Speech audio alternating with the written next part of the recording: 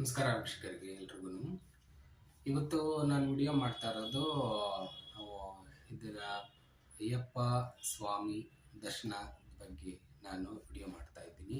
ಕೆಲವೊಂದು ಇನ್ಫಾರ್ಮೇಷನ್ನು ಎಷ್ಟೋ ಜನಕ್ಕೆ ಗೊತ್ತಿರಲ್ಲ. ಅದಕ್ಕೋಸ್ಕರ ನಾನು ಯಾವುದಾದ್ರೂ ಒಂದು ವಿಡಿಯೋ ಮಾಡಿ ಅದರ ಪರವಾಗಿ ಮಾತಾಡಿ ಜನಗಳಿಗೆ ತಿಳುವಳಿಕೆ ಬರೋ ಹಾಗೆ ಮಾಡಬೇಕು ಅನ್ನೋದು ನನ್ನ ಉದ್ದೇಶ ಈ ವಿಡಿಯೋದಲ್ಲಿ. ಫಸ್ಟ್ ಆಫ್ ಆಲ್, ನಾನು ಶಬರಿಮಲೆಗೆ ಹೋಗ್ಬೇಕಾದಾಗ ಹೇಗೆ ಹೋಗಬೇಕು, ಯಾವ ಥರ ಬರಬೇಕು, ಏನು ಫೆಸಿಲಿಟಿ ಇದೆ ಅಂತ ಗೊತ್ತಿಲ್ಲ. ಇವಾಗ ನಾವೇನಾದರೂ ಇದಕ್ಕೆ ಹೋದರೆ, ಏನು ಭಜನಾ ಮಂಡಳಿಗೆ ಹೋದರೆ, ಅಲ್ಲಿ ಅಯ್ಯಪ್ಪ ಭಜನಾ ಮಂಡಳಿಗೆ ಹೋದರೆ ಅಲ್ಲಿರೋರೆಲ್ಲ ಸೇರಿ ಒಂದು ಗ್ರೂಪ್ ಮಾಡಿಕೊಂಡು ಮೆಟಡೋರ್ ಮಾಡ್ಕೊಂಡು ಹೋಗೋದುಂಟು. ಬಟ್ ನಮಗೆ ಆ ಥರ ಯಾವ ಫೆಸಿಲಿಟಿ ಇಲ್ಲ, ಟಿ ಟಿಗಳು ಇಲ್ಲ, ಇದರಿಲ್ಲ. ಒಬ್ಬೊಬ್ಬರೇ ಹೋಗೋರಿಗೆ ನಾನು ಈ ಥರ ವಿಡಿಯೋ ಮಾಡ್ತಾ ಇದ್ದೀನಿ. ಏಕೆಂದರೆ ಎಲ್ಲ ಡೀಟೇಲ್ ಗೊತ್ತಿರಲ್ಲ. ಸೊ ಅದಕ್ಕೋಸ್ಕರ ನಾನು ಎಷ್ಟೋ ವಿಡಿಯೋಗಳನ್ನ ಸರ್ಚ್ ಮಾಡಿದೆ. ಕೆಲವೊಂದು ಗೊತ್ತಾಯಿತು, ಕೆಲವೊಂದು ಗೊತ್ತಾಗಿಲ್ಲ. ಅಲ್ಲಿ ಎಷ್ಟೊಂದು ಜನ ಮಾಡಿದ್ದಾರೆ, ಇಲ್ಲ ಅಂತ ಹೇಳಿಲ್ಲ. ಆದರೂ ಕೆಲವೊಂದೆಲ್ಲ ವಿಚಾರ ತಿಳಿಸ್ಬೇಕು, ಹೇಳಬೇಕು ಅನ್ನೋ ಉದ್ದೇಶದಿಂದ ಈ ವಿಡಿಯೋ ಮಾಡ್ತಾ ಇದ್ದೀನಿ. ಕೆಲವೊಂದು ಇನ್ಫಾರ್ಮೇಷನ್ ಮಾತ್ರ ಶೇರ್ ಮಾಡ್ಕೋತಾ ಇದ್ದೀನಿ. ನಾನು ಚೆಕ್ ಮಾಡಿದಾಗ ಏನೂ ಸಿಕ್ಕಿರಲಿಲ್ಲ ನನಗೆ. ಅವಾಗ ನಾನೇನು ಮಾಡಿದೆ, ಅವಾಗ ನಾನು ಒಂದು BMTC ಬಸ್ಸಿಗೆ ಹೋಗಿ ಅಲ್ಲಿ ಮೊದಲೇ ನಾನು ಬುಕ್ ಮಾಡಿದ್ದನ್ನು KSRTCನಲ್ಲಿ ಬುಕ್ ಮಾಡಿದ್ದೆ. ಅಲ್ಲಿಂದ ಇದು ಪಂಪಾಗೆ ಡೈರೆಕ್ಟ್ ಬಸ್ ಇಲ್ಲ. ಯಾವತ್ತು ಇದರಿಂದ ಮೇಲೆ ಇದು ಬೆಂಗಳೂರಿಂದ ನಾವು ಇದಕ್ಕೆ ಹೋಗಬೇಕಾಗತ್ತೆ, ಏನು ನೀಲಕ್ಕಲ್ ಬಸ್ ಸ್ಟ್ಯಾಂಡಿಗೆ ಹೋಗ್ಬೇಕಾಗುತ್ತೆ. ನೀಲಕ್ಕಲಿಂದ ಪಂಪಾಗೆ ಹೋಗ್ಬೇಕಾಗತ್ತೆ. ನೀಲಕ್ಕಲಿಂದ ಪಂಪಾಗೆ ಹೋಗಿ ಪಂಪಾಯಿಂದ ದೇವರ ದರ್ಶನ ಮಾಡಬೇಕಾಗುತ್ತೆ. ಅದು ಹೇಗಿದೆ ಅಂತಂದರೆ, ಇವಾಗ ಫಾರ್ ಎಕ್ಸಾಂಪಲ್ ಮಧುಗಿರಿನಲ್ಲಿ ಇದೆ ಅಂತಂದರೆ Bengaluru is the nearest place. ಆ ಥರ ಬೆಂಗಳೂರಿಗೆ ಇಳ್ಕೊಂಡು ಆಮೇಲೆ ನಾವು ಇದಕ್ಕೆ ಕೊರಟಗೆರೆಗೆ ಹೋಗಿ ಅಲ್ಲಿಂದ ಇನ್ನೊಂದು ಬಸ್ಸು ಮಧುಗಿರಿಗೆ ಹೋಗಿ ಆ ಥರ ಹೋಗ್ಬೇಕಾಗತ್ತೆ. ಆ ಥರ ಇರೋದು. ಸೇಮ್ ನಮ್ಮ ತಿರುಪತಿನಲ್ಲಿ ಹೇಗೆ ಹೇಳ್ಕೊಂಡು ಹೋಗಿ ನಾವು ಅಲ್ಲಿ ಮೇಲೆ ಹೋಗ್ತೀವಿ ಬಸ್ಸಲ್ಲಿ, ಆ ಥರ ಅಲ್ಲೂ ಹಾಗೆಯೇ ನೀಲಕಲ್ ಅಂತ ಬಸ್ ಸ್ಟ್ಯಾಂಡ್. ಬೆಂಗಳೂರಿಂದ ಅಥವಾ ಎಲ್ಲೇ ಹೋದ್ರೂ ನೀಲಕಲ್ ಬಸ್ ಸ್ಟ್ಯಾಂಡಲ್ಲಿ ಇಳಿಬೇಕಾಗುತ್ತೆ. ನೀಲಕಲ್ ಬಸ್ ಸ್ಟ್ಯಾಂಡಿಂದ ಇಳಿದು ಆಮೇಲೆ ಅಲ್ಲಿಂದ ನಾವು ಅವ್ರದ್ದೇ KSRTC ಬಸ್ ಇದೆ. ನೀಲಕಲ್ ಬಸ್ ಸ್ಟ್ಯಾಂಡಲ್ಲಿ ಏನೂ ಸಿಕ್ಕಲ್ಲ ನಿಮ್ಗೆ, ಅಲ್ಲಿ ಏನೂ ಇಲ್ಲ. ಅಲ್ಲಿ ಕೆಳಗಡೆ ಬಂದ ತಕ್ಷಣ ನೀಲಕಲ್ ಬಸ್ ಸ್ಟ್ಯಾಂಡಲ್ಲಿ ಫುಲ್ಲು ಒಂದು ಮೈದಾನದ ಥರ. ಅಲ್ಲಿ ಆ ಮೈದಾನದಲ್ಲಿ ಎಲ್ಲ ರಾಜ್ಯದ ಮೆಟಡೋರು, ಇದು ವ್ಯಾನು, TT ಮತ್ತು ಕಾರ್ಗಳು ಮತ್ತು ಇವ್ರದ್ದು ಬಸ್ಗಳು ಎಲ್ಲನೂ ಬಂದು ಅಲ್ಲಿ ನಿಲ್ತು ಬಿಡುತ್ತೆ. ಅಲ್ಲಿಂದ ನಾವು KSRTC ಅಂದರೆ ನಮ್ಮದು KSRTC, ಅವ್ರದ್ದು KSRTC. ಆ KSRTC ಬಸ್ ಹಿಡ್ಕೊಂಡು ನಾವು ನೀಲಕಲ್ಲಿಂದ ಹೋಗಬೇಕಾಗುತ್ತೆ. ಅದಕ್ಕೆ 80 ರೂಪಾಯಿ ಚಾರ್ಜ್. AC ಬಸ್ಸು ಇರುತ್ತೆ. ಆಮೇಲೆ ನಮಗೆ ಇದು ಸಿಕ್ಕುತ್ತೆ, ಏನು ಆರ್ಡಿನರಿ ಬಸ್ ಇರುತ್ತೆ 50 ರೂಪಾಯಿ. ಅಂದರೆ ಜನ ತುಂಬ್ತಾ ಇರ್ತಾರೆ, ಅಂದರೆ ಒಂದ್ರ ಮೇಲೆ ಬಂದು ಬರ್ತಾ ಇರುತ್ತೆ. ಸೊ ಅದರಿಂದ ನಮ್ಗೆ ಏನೂ ತೊಂದರೆ ಇರೋಲ್ಲ. ಸೊ ನೀವು ಅದನ್ನು ಹಿಡ್ಕೊಂಡು ಹೋಗ್ಬಿಟ್ಟು ಅಲ್ಲಿ ಇಳ್ಕೊಳ್ಬೋದು. ಅಲ್ಲೇ ಟಿಕೆಟ್ ಅಲ್ಲೇ ಕೊಡ್ತಾರೆ, ಅಥವಾ ಈಚೆಗಳನ್ನು ಕೊಡ್ತಾರೆ, ಅಲ್ಲಿ ಎಲ್ಲ ಇಸ್ಕೊಂಡು ರೆಡಿ ಮಾಡಿ ಇಟ್ಕೊಂಡಿರ್ಬೋದು. ಬೆಳಿಗ್ಗೆನೇ ಹೋದರೆ ನಿಮ್ಗೆ ಅನುಕೂಲ. ಯಾಕೆ ಅಂತಂದರೆ ನೀವು ಇಳಿಬೇಕಾದಾಗ ಸ್ವಲ್ಪ ಬಿಸಿಲಿರುತ್ತೆ ಅಂತ ನಾನು ಹೇಳ್ತೀನಿ. ಸೊ ಕೆಳಗಡೆ ಇಳಿದು ಅಲ್ಲಿ ಪಂಪಾಗಿ ಹೋಗಿ, ಪಂಪಾನಲ್ಲಿ ನಿಮ್ಗೇನೂ ಸಿಕ್ಕಲ್ಲ. ಅಲ್ಲೇನಾದರೂ ಇದು ರೂಮು ಆಗಲಿ ಇದಾಗಲಿ, ಒಂದೇ ಒಂದು ರೂಮ್ ನೋಡಿದೆ ನಾನು. ರೂಮು ಮತ್ತು ಮಲ್ಕೊಳ್ಳೋಕ್ಕೆ ಅವಕಾಶ ಇದೆ. ಅದನ್ನು ಬೇಕಾದ್ರೆ ಸದುಪಯೋಗ ಪಡಿಸ್ಕೊಳ್ಬೋದು. ಅದನ್ನು ಮಾಡಿಕೊಂಡು ಆಮೇಲೆ ನೀವು ಹೋಗಬೇಕಾಗತ್ತೆ. ಯಾವುದು ಬೇಡ ಅಂತಂದರೆ ಅಲ್ಲಿ ಲಾಕರ್ ಇದೆ. ಲಾಕರ್ನಲ್ಲಿ ನಿಮ್ಮ ಬಟ್ಟೆ ಇಟ್ಬಿಟ್ಟು ಸ್ನಾನ ಮಾಡಿ ಮುಗಿಸ್ಕೊಂಡು ಆಮೇಲೆ ನೀವು ಅದು ತೊಗೊಂಡು ಮೇಲೆ ಹೋಗ್ಬೋದು. ಮೇಲೋಗಿ ದರ್ಶನ ಮಾಡಿಕೊಂಡು ಅದು ನಡ್ಕೊಂಡು ಹೋಗಬೇಕಾಗತ್ತೆ. ಅಲ್ಲಿ ಪಂಪಾ ನದಿಲಿ ಸ್ನಾನ ಮಾಡಿ ಸ್ಟೆಪ್ಸ್ ಹತ್ಕೊಂಡು ಹೋಗ್ಬಿಟ್ಟು ಅಲ್ಲಿ ಸ್ವಲ್ಪ ಈ ಥರ ಇರುತ್ತೆ. ಅಲ್ಲಿ ತುಂಬ ಇನ್ಕ್ಲಿನೇಷನು, ಸ್ವಲ್ಪ ಹತ್ತಬೇಕಾಗುತ್ತೆ. ಸ್ವಲ್ಪ ಕಷ್ಟ ಆಗುತ್ತೆ. ದಯವಿಟ್ಟು BP ಇರೋರು, ಹಾರ್ಟ್ ಅಟ್ಯಾಕ್ ಇರೋರು, ಕಾಲು ನೋವಿರೋರು ಮಾತ್ರ ಹೋಗೋದನ್ನು ಸ್ವಲ್ಪ ಅವಾಯ್ಡ್ ಮಾಡಿ. ಇಲ್ಲಾಂದರೆ ಡೋಲಿನಲ್ಲಿ ಹೋಗ್ಬಿಡಿ. ಡೋಲಿನಲ್ಲಿ ಹೋದರೆ ನಿಮಗೆ ಸೇಫಾಗಿ ರೀಚ್ ಆಗ್ತೀರಾ. ಅಲ್ಲೋಗಿ ದರ್ಶನ ಮಾಡ್ಕೊಂಡು ಬನ್ನಿ. ಸಿವಿಲ್ನವರು ಹೋಗ್ಬೇಕು ಅಂದರೆ ಅವ್ರಿಗೆ ಸಿವಿಲ್ ಅಂತ ಹೇಳ್ತಾರೆ, ಅದೇ ಮಾಲೆ ಹಾಕೊಂಡು ಹೋಗ್ತಿರೋರಿಗೆ. ಅಲ್ಲಿ ಹೋಗಿ ಸಿವಿಲ್ ದರ್ಶನ ಮಾಡಿಕೊಂಡು ಅವ್ರಿಗೆ ಡೈರೆಕ್ಟಾಗಿ ಜಾಯ್ನ್ ಆಗುತ್ತೆ. ಅಲ್ಲಿ ಅವ್ರದ್ದು ಮುಡಿ ಇಟ್ಕೊಂಡಿರೋರ್ದು ನಮ್ಮದು ಎಲ್ಲ ಒಟ್ಟಿಗೆ ಜಾಯ್ನ್ ಆಗುತ್ತೆ. ಅಲ್ಲಿ ಇಳಿದು ದರ್ಶನ ಮಾಡ್ಕೊಂಡು ಬಂದ್ಬಿಡ್ಬೋದು. ದರ್ಶನ ಮಾಡ್ಕೊಂಡು ಕೆಳಗಡೆ ಬರೋದ್ರೆ 2 ದಾರಿ ಇದೆ. 2 ದಾರಿನಲ್ಲಿ ಒಂದು ನಾವು ಹತ್ಕೊಂಡ್ಬಂದಿರೋ ದಾರಿ, ಸ್ಟೆಪ್ಸ್ ಹತ್ಕೊಂಡ್ಬಂದು ಅದನ್ನೊಂದಿದೆ, ಮತ್ತು ಇನ್ನೊಂದು ಬರೀ ಇನ್ಕ್ಲಿನೇಷನ್ ಹೀಗಿರುತ್ತೆ ನಿಮಗೆ.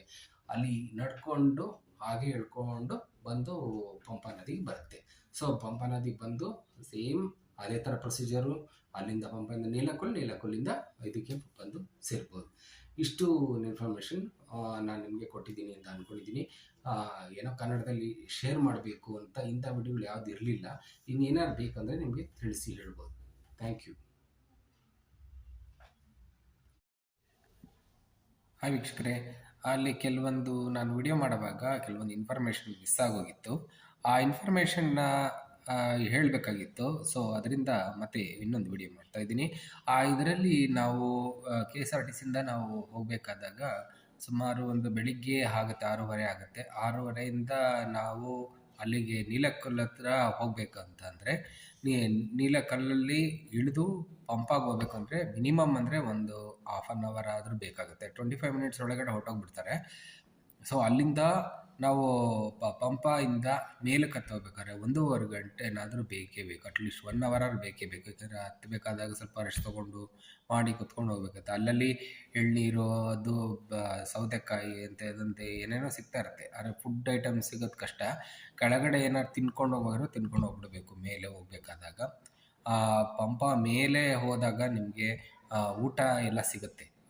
ದರ್ಶನ ಆದಮೇಲೆ ಊಟ ಆಗುತ್ತೆ. ಮತ್ತು ಪಂಪಾದಲ್ಲೇ ನೀವು ವರ್ಚುವಲ್ ಕ್ಯೂನಲ್ಲಿ ನಿಂತ್ಕೊಂಡು ಆಮೇಲೆ ಅಲ್ಲಿ ಸ್ಕ್ಯಾನ್ ಮಾಡಿದ್ಮೇಲೆ ಮೇಲೆ ಹೋಗ್ಬೇಕಾಗತ್ತೆ. ಮೇಲೆಲ್ಲಿ ಸ್ಕ್ಯಾನ್ ಮಾಡ್ತಾರೆ ಅನ್ನೋ ಗೊತ್ತಿಲ್ಲ. ಯಾಕೆಂದರೆ ಇಲ್ಲಿ ಮಾಡಿ ಕಳಿಸ್ತಾರೆ. ಎಷ್ಟು ಜನ ಹೋಗಿದ್ದಾರೆ ಅಂತ ಗೊತ್ತಾಗಬೇಕು. ಅಲ್ಲಿ ಡೈರೆಕ್ಟಾಗಿ ಬಿಟ್ಬಿಡ್ತಾರೆ ಅಲ್ಲಿ. ಸೊ ನಿಮಗೆ ಅಲ್ಲಿ ಪ್ರಸಾದ ತೊಗೊಳ್ಳೋವಾಗ ಆ ಥರ ಏನಾದರೂ ಸ್ಕ್ಯಾನ್ ಮಾಡಿದಾಗ ಸಿಗುತ್ತೋ ಇಲ್ವೋ ಗೊತ್ತಿರಲ್ಲ. ಅದಕ್ಕೆ ನೀವು ಕೆಳಗಡೆಯಿಂದಲೇ ಫ್ರೆಂಡ್ಸ್ ಮಾಡಿಕೊಂಡು ಹೋಗೋದು ಬೆಟರ್ ಅಂತ ನನಗನ್ಸುತ್ತೆ. ಬರೋವಾಗಲೂ ಅಷ್ಟೇ 1 ಅವರ್ ಇಳಿಯುವಾಗ ಬೇಕೇ ಬೇಕಾಗುತ್ತೆ. ಮೇಲ್ಗಡೆ ನಿಮಗೆ ಊಟ ಎಲ್ಲ ಅಲ್ಲಿ ಹಾಕ್ತಾರೆ. ಬೇಕಾದ್ರೆ ಅಲ್ಲೇ ಹೋಗಿ ಊಟ ಮಾಡ್ಬೋದು ಅಥವಾ ಹೋಟ್ಲಿರುತ್ತೆ, ಹೋಟ್ಲಲ್ಲಿ ಬೇಕಾದರೂ ನೀವು ತೊಗೊಳ್ಬೋದು. ಆ ಥರ ಫೆಸಿಲಿಟಿ ಇರುತ್ತೆ. ಆಮೇಲೆ ಒಂದು 25 ರೂಪೀಸ್ ಕೊಟ್ಟರೆ ಅವರೇ ಪ್ರಸಾದನ ಕೊಡ್ತಾರೆ. ಆದರೆ ಊಟ ಮಾಡಿದಷ್ಟೇ ಒಂದು ಇದಾಗುತ್ತೆ. ಸೊ ನಮಗೆ ಆ ಊಟ ಬೇಡ ಅನ್ನೋರು ಇದನ್ನು ಮಾಡಿಕೊಂಡು ಬರ್ಬೋದು. ಪ್ರಸಾದ ತೊಗೊಳ್ಬೇಕು ಅಂತಂದರೆ ಲೈನಲ್ಲಿ ನಿಂತ್ಕೊಂಡಿರಬೇಕು. ಎಲ್ಲದಕ್ಕೂ ಕ್ಯೂ ಇದೆ ಅಲ್ಲಿ. ಸೊ ಜನ ಅಲ್ಲಿ ಕ್ಯಾಶ್ ಕೊಟ್ಟು ಆ ರಿಸಿಪ್ಟ್ ತೊಗೊಂಡೋಗಿ ನಾವು ಪ್ರಸಾದಗಳು ಎತ್ಕೊಂಡು ಬರಬೇಕು. ಸೊ ಅದರಿಂದ ನೀವು ಅವಾಯ್ಡ್ ಮಾಡಬೇಕು ಅಂತಂದರೆ ನೀವು ಇಂಟರ್ನೆಟಲ್ಲಿ ಬುಕ್ ಮಾಡಿಬಿಟ್ಟು ಪ್ರಸಾದನ ಆಮೇಲೆ ಅಲ್ಲೋಗಿ ಅದಕ್ಕೊಂದು ಸಪ್ರೇಟ್ ಲೈನ್ ಇದೆ. ಆದರೆ ಅದರಲ್ಲಿ ಅಷ್ಟೊಂದು ಜನ ಇರೋಲ್ಲ. ನೀವು ಅಲ್ಲೋಗಿ ತೋರಿಸಿದ್ರೆ ಅದು ಪ್ರಸಾದ ಕೊಡ್ತಾರೆ. ಅದು ಪ್ರಸಾದ ತೊಗೊಂಡು ಬರ್ಬೋದು. ಸೊ ಆ ಥರ ಇದಾಗುತ್ತೆ. ಸೊ ಅಲ್ಲಿ ಕೆಳಗಡೆಯಿಂದ ಬಂದು ಮತ್ತೆ ನಾವು ಈ ಟ್ರೈನ್ನಲ್ಲಿ ಹೋಗಬೇಕು ಅಂತಂದರೆ ನೀವು ಹುಷಾರಾಗಿರಬೇಕು. ಈ 2.5 ಅವರ್ ಜರ್ನಿ ಇರುತ್ತೆ. ಆ 2.5 ಜರ್ನಿನಲ್ಲಿ ಇಲ್ಲೇ ಲೇಟ್ ಆಗಿಬಿಟ್ರೆ ನೀವು ಟ್ರೈನಿಗೆ ರೀಚ್ ಆಗೋಕ್ಕಾಗಲ್ಲ. ಸೊ ಅದಕ್ಕೆ ನಾವು ಹೋಗೋಕ್ಕಿಂತ ಮುಂಚೆ ನೀವು ಸಾಕಷ್ಟು ಟೈಮ್ ಇಟ್ಕೊಂಡಿರಬೇಕು. ಒಂದು 5 ಅವರ್ ಇಟ್ಕೊಂಡಿರಬೇಕು. ನೀವು ಇದರಿಂದ ಪಂಪಾಯಿಂದಲೇ ನಿಮಗೆ ಎಲ್ಲ ದೇವಸ್ಥಾನದಿಂದಲೇ ನಿಮಗೆ 5-6 ಅವರ್ ಬೇಕಾಗುತ್ತೆ. ಏಕೆಂದರೆ ಅಲ್ಲಿಂದ ಮೇಲಿಂದ ಇಳಿದು ಬರೋದಕ್ಕೆ 1 ಅವರು, ಮತ್ತು ಇಲ್ಲಿಂದ ನೀಲಕಲ್ಲಿಂದ ಮತ್ತು ಪಂಪಾಯಿಂದ ನೀಲಕಲ್ಗೆ ಹೋಗೋಕ್ಕೆ ಹಾಫ್ ಆನ್ ಅವರ್ 1 ಅವರ್ ಆದರೂ ಬೇಕು ಅಲ್ಲಿಗೆ ಹೋಗ್ಬೇಕಂತಂದರೆ. ಆಮೇಲೆ ಅಲ್ಲಿಂದ ನೀವು ಚೆಂಗನೂರಿಗೆ ಹೋಗ್ತಿರೋ, ಕೊಟ್ಟಾಯಮ್ಗೆ ಹೋಗ್ತಿರೋ, ಎಲ್ಲಿಗೆ ಹೋಗ್ತಿರೋ ಅಲ್ಲೆಲ್ಲ ನಿಮಗೆ 3 ಅವರ್ಸ್ ಆದರೂ ಬೇಕಾಗುತ್ತೆ. ಏಕೆಂದರೆ ಸಾಯಂಕಾಲ ಆಗಿಬಿಟ್ರೆ ಟ್ರಾಫಿಕ್ ಜಾಮ್ ಆಗುತ್ತೆ ಅಲ್ಲೆಲ್ಲ. ಕೆಲವೊಂದು ಕಡೆ ಏನೂ ಇರಲ್ಲ, ಆ ಥರ ಇರುತ್ತೆ. ಸೊ ಕೊಟ್ಟಾಯಮ್ಮಿಂದ ನಿಮಗೆ ಸಾಕಷ್ಟು ಬಸ್ಗಳು ಮತ್ತು ಜೀಪ್ಗಳು, ಇದು ಟ್ಯಾಕ್ಸಿಗಳೆಲ್ಲ ಸಿಕ್ಕುತ್ತೆ ನಿಮಗೆ. ಏನು ತೊಂದರೆ ಆಗಲ್ಲ. ತುಂಬ ಚೆನ್ನಾಗಿರುತ್ತೆ. ದಯವಿಟ್ಟು ಹೋಗಿ ಬನ್ನಿ. ಮತ್ತು ಏನಾದರೂ ತಪ್ಪಾಗಿದ್ದರೆ ತಿದ್ದಿ ಹೇಳಿ. ಮತ್ತು ಏನಾದರೂ ನಿಮ್ಗೆ ಇನ್ಫಾರ್ಮೇಷನ್ ಬೇಕಂತಂದರೆ ಕೆಳಗಡೆ ಕಾಮೆಂಟ್ ಸೆಕ್ಷನ್ಗೆ ಹಾಕಿ ನನಗೆ ಹೇಳಿ. ಸೊ ನಾನು ಅದಕ್ಕೆ ಆನ್ಸರ್ ಕೊಡ್ತೀನಿ. ಸೊ ಆವಾಗ ನಿಮಗೂ ಒಂದು ಸ್ವಲ್ಪ ಧೈರ್ಯ ಬರುತ್ತೆ. ಸೊ ದಯವಿಟ್ಟು ಫ್ರೆಂಡ್ಸ್, ನೀವು ಒಬ್ಬರೇ ಹೋಗೋಗಿದ್ರೆ ಈ ಥರ ಟಿಪ್ಸ್ ತೊಗೊಂಡು ಹೋಗ್ಬಿಟ್ಟು ಬನ್ನಿ. ಸೊ ನಿಮಗೂ ಒಳ್ಳೆಯದಾಗಲಿ ಮತ್ತು ನಿಮ್ಮ ಮನೆಯವರಿಗೆಲ್ಲ ಒಳ್ಳೆಯದಾಗಲಿ ಅಂತ ಹಾರೈಸ್ತೀನಿ. Thank you. ಹಾಯ್ ಫ್ರೆಂಡ್ಸ್, ಅದೇ ನಾನು ಇಲ್ಲಿ ಇವಾಗ ಇದಕ್ಕೆ ಬಂದಿದ್ದೀನಿ, ಮೈಸೂರು ಸ್ಯಾಟಲೈಟ್ ಬಸ್ ಸ್ಟ್ಯಾಂಡಿಗೆ ಬಂದಿದ್ದೀನಿ. ಅಲ್ಲಿ KSRTC SPCಯಿಂದಲೇ ಬಿಡುತ್ತೆ. ಅಂದರೆ ಇದು ಮೆಜೆಸ್ಟಿಕ್ಕಿಂದ ಬಿಡೋದೇನೆ 1:45 ಅಷ್ಟೊತ್ತಿಗೆ ಬಿಡುತ್ತೆ. ಅಲ್ಲಿಂದ ಇಲ್ಲಿಗೆ ನಾನು ಬರೋಷ್ಟೊತ್ತೆ ಲೇಟ್ ಆಗುತ್ತೆ ಅಂತ ನಮ್ಮ ಮನೆ ಹತ್ರದಿಂದಲೇ ಬಂದುಬಿಟ್ಟಿದ್ದೀನಿ. ನಾನು ಇಲ್ಲಿ ಹತ್ತಿರ ಆಗುತ್ತೆ ಅಂತ. ಇಲ್ಲಿ ಬರುತ್ತೆ 3 ಗಂಟೆ ಅಷ್ಟೊತ್ತಿಗೆ ಬಂದುಬಿಡುತ್ತೆ. ಈ 3 ಗಂಟೆಯಿಂದ ಹಿಡಿದು ಆಮೇಲೆ ನಮ್ಗೆ ಅಲ್ಲಿ ಇದು ಈ ಟ್ರಾಫಿಕ್ ಎಲ್ಲ ಕ್ಲೋಸ್ ಆಗಿ ಅಲ್ಲಿಗೆ ಹೋಗೋಷ್ಟೊತ್ತಿಗೆ ಸಿಟಿ ಬಿಟ್ಟು ಹೋಗೋಷ್ಟೊತ್ತಿಗೆ ಒಂದು ಸ್ವಲ್ಪ ಲೇಟ್ ಆಗುತ್ತೆ. ಸೊ ಅಲ್ಲಿ ನಮಗೆ ಇನ್ನು ಮೈಸೂರಿಗೆ ಹೋಗಿ ಹಾಲ್ಟ್ ಆಗುತ್ತೆ. ಮೈಸೂರಿಗೆ ಹೋಗಿ ಹಾಲ್ಟ್ ಆಗೋದಂದರೆ ಒಂದು 6 ಗಂಟೆ ಅಷ್ಟೊತ್ತಿಗೆ ಹೋಗ್ಬೋದು ಅನಿಸುತ್ತೆ. 5:30 6 ಗಂಟೆ ಅಷ್ಟೊತ್ತಿಗೆ ಹೋಗುತ್ತೆ. ಸೊ ಇಲ್ಲೇ ಏನಾದ್ರು ನೀವು ತಿನ್ಕೊಂಡು ಹೋಗಿದ್ರೆ ತಿನ್ಕೊಂಡು ಹೋಗ್ಬಿಡ್ಬೋದು. ಸೊ ಅವಾಗ ನಿಮ್ಗೊಂದು ಸ್ವಲ್ಪ ಇದಾಗುತ್ತೆ. ಇಲ್ಲಾಂದರೆ ಪಾರ್ಸೆಲ್ ತೊಗೊಂಡೋಗಿದ್ರೆ ತೊಗೊಂಡೋಗ್ಬೋದು. ಅಥವಾ ಮಧ್ಯದಲ್ಲಿ ಅಲ್ಲಿ ನಿಲ್ಲಿಸಿದಾಗ ಅಲ್ಲಿ ಹೋಟ್ಲ್ ಚೆನ್ನಾಗಿರುತ್ತೋ ಚೆನ್ನಾಗಿರಲ್ವೋ ಅಂತ ನನಗೂ ಗೊತ್ತಿಲ್ಲ. ಸೊ ಆದ್ದರಿಂದ ನಾನೇ ಇವಾಗ ಅಲ್ಲಿ ಹೋದ್ಮೇಲೆ ಚೆಕ್ ಮಾಡಿ ಹೇಳ್ತೀನಿ. So let's go. ಅಲ್ಲಿ ಹೋದ್ಮೇಲೆ ಗೊತ್ತಾಗತ್ತೆ. ಥ್ಯಾಂಕ್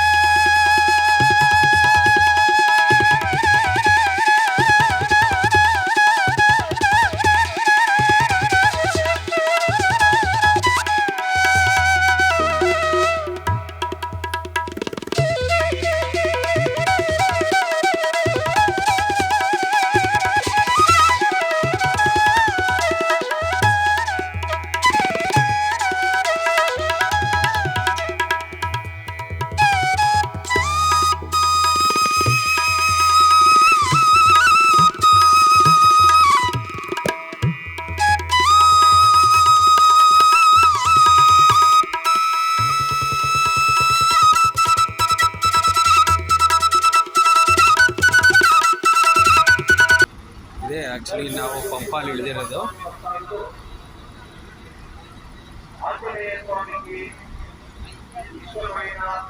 ಇಂದ ನಾವು ಹೊರಡಬೇಕು.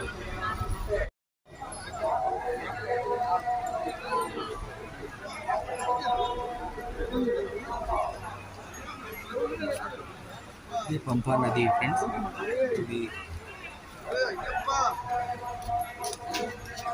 ಎಲ್ಲರೂ ಇಲ್ಲೇ ಬಂದು ಸ್ನಾನ ಮಾಡಬೇಕು.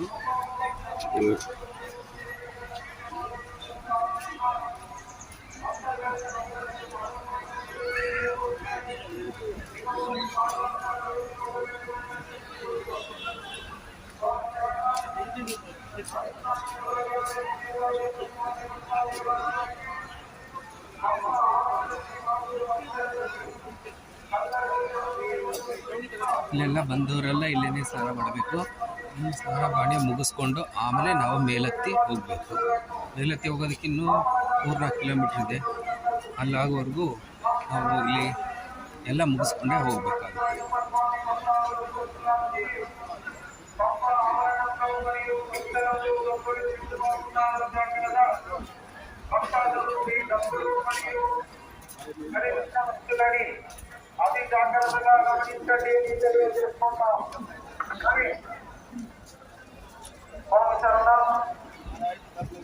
நீலிமலை அப்பாச்சி மேடுவழி பழகியல் பழக்க சுவாமி பக்தர்கள் நிதானமாக பொறுமையாக வருகிற வேண்டும். அவர்களுக்கு ஆரோக்கிய பிரச்சனைகளை ஏற்பட்டால் உடனடியாக தங்களுக்கு அளித்துள்ள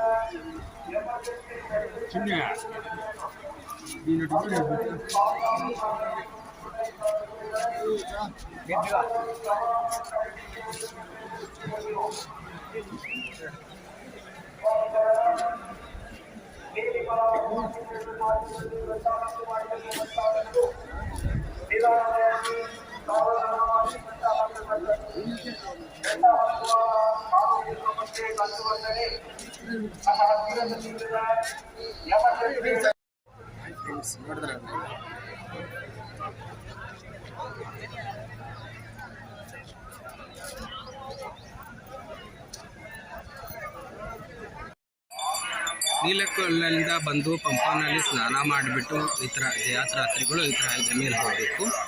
ಇದ್ರ ಮೇಲೆ ಹೋಗಿ ನಾವು ಸನ್ನಿಧಾನಕ್ಕೆ ಅಂದರೆ ತುಂಬ ದೂರ ಇದೆ, ಇವಾಗಲೇ ಇಲ್ಲ, ಒಂದು ಸ್ವಲ್ಪ ದೂರ ಆಗುತ್ತೆ. ನೋಡಿ ಭಕ್ತಾದಿಗಳೆಲ್ಲ ಹೋಗ್ತಾ ಇದ್ದಾರೆ.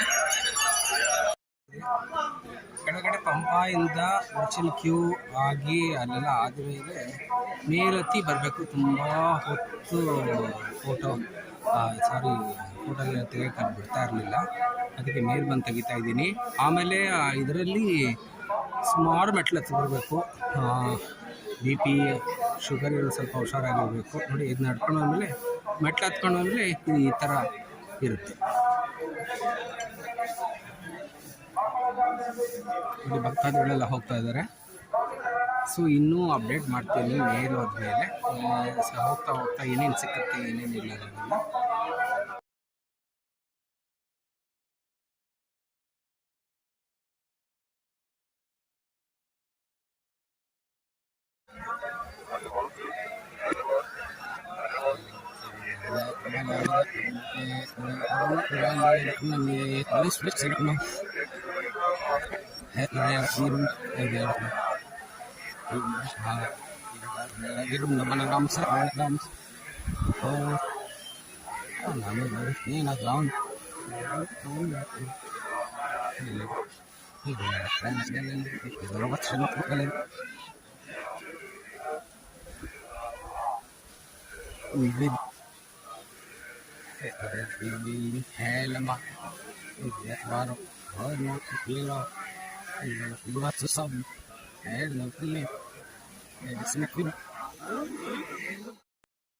ನೋಡಿ ಫ್ರೆಂಡ್ಸ್, ಇವಾಗ ಇಲ್ಲಿ ಈ ಇದರಲ್ಲಿ ಬಂದಿದ್ದೀವಿ. ಅಂದರೆ ಇನ್ನೂ 200 ಕಿಲೋಮೀಟರ್ 200 ಮೀಟರ್ಸ್ ಏನೋ ಹೋಗ್ಬೇಕಂತೆ. ಸೊ ಇದು ದಾರಿ ಹೋಗ್ತಾ ಇರೋದು. ಎಲ್ಲ ಟಾಯ್ಲೆಟು ಗಿಡ ಮಾಡ್ಬೋದು. ಇದೆಲ್ಲ ಈ ಥರ ಇರುತ್ತೆ. ಫುಲ್ಲು ಇಲ್ಲಿ ಸ್ವಲ್ಪ ವಿಶ್ರಾಂತಿ ತೊಗೊಳ್ಬೋದು, ಬೇಕಾದ್ರೆ ಕೂತ್ಕೊಂಡು ಸ್ವಲ್ಪ ಹೊತ್ತು. ಆಮೇಲೆ ಅದನ್ನು ಇಲ್ಲೇ ನೀವು ಮುಂದೇನಾದರೂ ಟಾಯ್ಲೆಟ್ಗೆ ಹೋಗಿದ್ರೆ ಮುಗಿಸ್ಕೊಳ್ಬೋದು. ಇಲ್ಲಿಂದ ಮತ್ತೆ ನಡ್ಕೊಂಡು ಹೋಗಬೇಕು. ಅದೆಲ್ಲ ಅಪ್ಡೇಟ್ ಮಾಡ್ತಾಯಿರ್ತೀನಿ. ಸೊ ನಿಮಗೆ ಒಂದು ಕ್ಲಾರಿಟಿ ಸಿಕ್ಕತ್ತೆ ಹೇಗಿರುತ್ತೆ, ಯಾವ ಥರ ಇರುತ್ತೆ ಅನ್ನೋದು.